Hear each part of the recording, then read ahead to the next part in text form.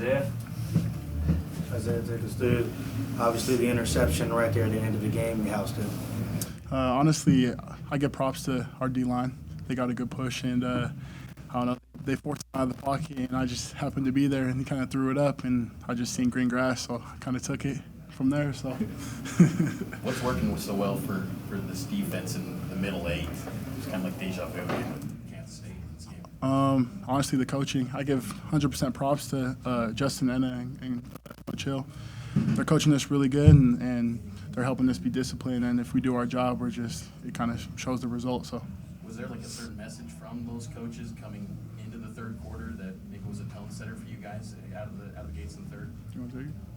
For the defense. Oh, sorry, my bad. Mostly just don't really buy into like all the hype. I feel like with the big noon kickoff and everything, it was cool watching it this morning and stuff. But like as soon as the kickoff went off, and we kind of just had to lock in, and that's kind of what we did. So Arizona had been moving the ball pretty good on their first two drives, but then Tanner comes up with that interception on the 1 yard line.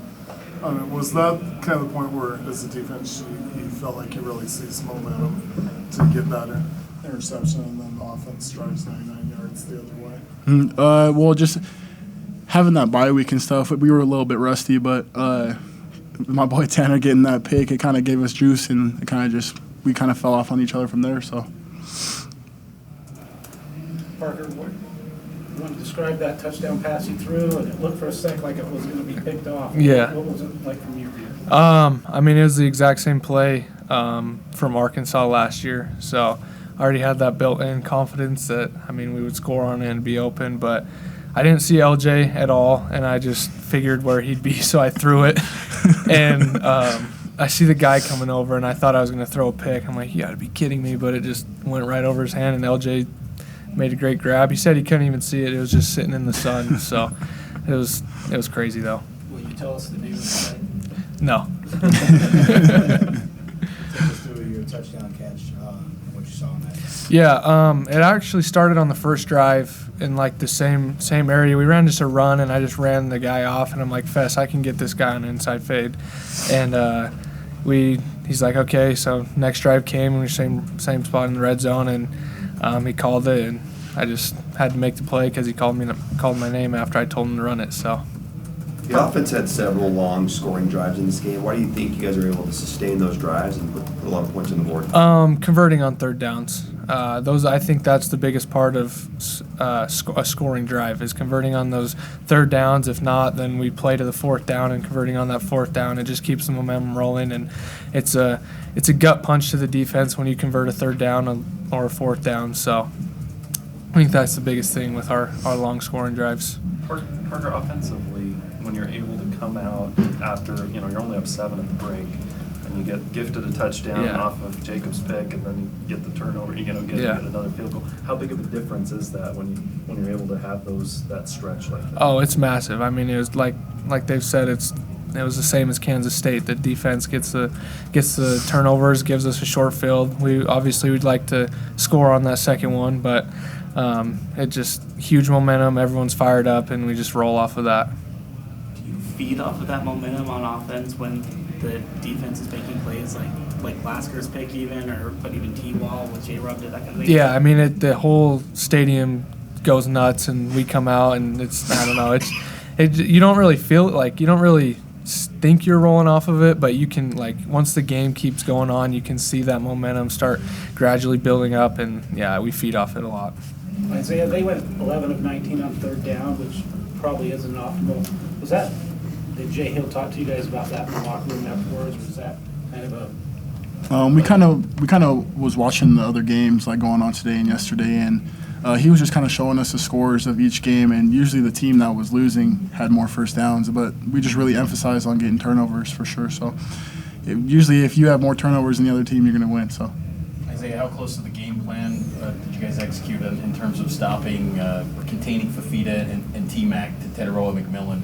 Was it close to what you guys expected coming in? Honestly, I believe so. I didn't really look at the stats yet, so I couldn't really say too much about it, but we got the dub, so I don't know, I'm kind of happy with how we played. Isaiah, similar to the Kansas State game, you guys had turnovers back-to-back. Is there something to be said about kind of defensive momentum and being able to feed off of one impact play to get another? Well, honestly, the special teams I would say is like the main thing. If you get turnovers on special teams, or it kind of just all feeds off each other, like special teams, offense, and the defense. So if we're all rolling at the same time, I feel like you can't be stopped. So Obviously, people are watching the game, but you're playing it. How hard is it difficult when you're right there, almost sacking a quarterback like Fafita and he's able to get away? Like, how difficult is that? Watching him just playing how loose he is. Honestly, watching film on him, he's quick and he's one of the better quarterbacks that we've played. So I don't know. We just emphasize on keeping him in the pocket and especially just keeping him, even if he scrambles, just to get him to his left side where he can't really throw. So honestly, he's a good athlete, and I feel like he played a pretty good game. So I give props to him. Parker, take us through that TD grab. Looked like you had to it was a pretty physical play. You had to come up with that. Yeah, no, Jake threw a perfect ball. I just put my hands up and it was right there, and I caught it, and I knew that he was going to try hand fight, so I just held on to it, and he was trying to rip it out, but I wasn't going to let him do it because catching a first touchdown down the field catch was sweet. So I think that's been an area of improvement for you and these receivers being a little more physical and going up against these power 4 defensive backs. Yeah, I would say definitely for me. I mean, last year I was like 175 pounds, 174 pounds, so I was getting thrown around and couldn't make blocks. And I think that was my biggest emphasis going into this year, was getting bigger, getting stronger, and being able to make those blocks, being able to make those tough catches when I need to. So I think it's really starting to pay off. Parker, three career completions, 3 touchdown passes. What's the secret?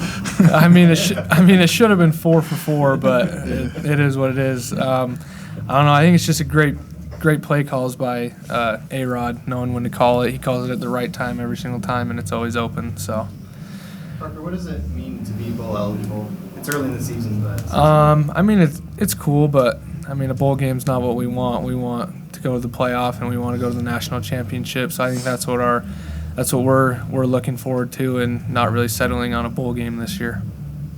You want to tell us the name of the play call? You got a name for the touchdown celebration? I don't know. I just started doing something. Feel like you made up for that throw against Baylor? Yeah, I did. That Baylor one was terrible, so I had to do something. Anything else, guys? All right. Thanks, guys. Thank you, guys. Thanks. Well done. Thank you.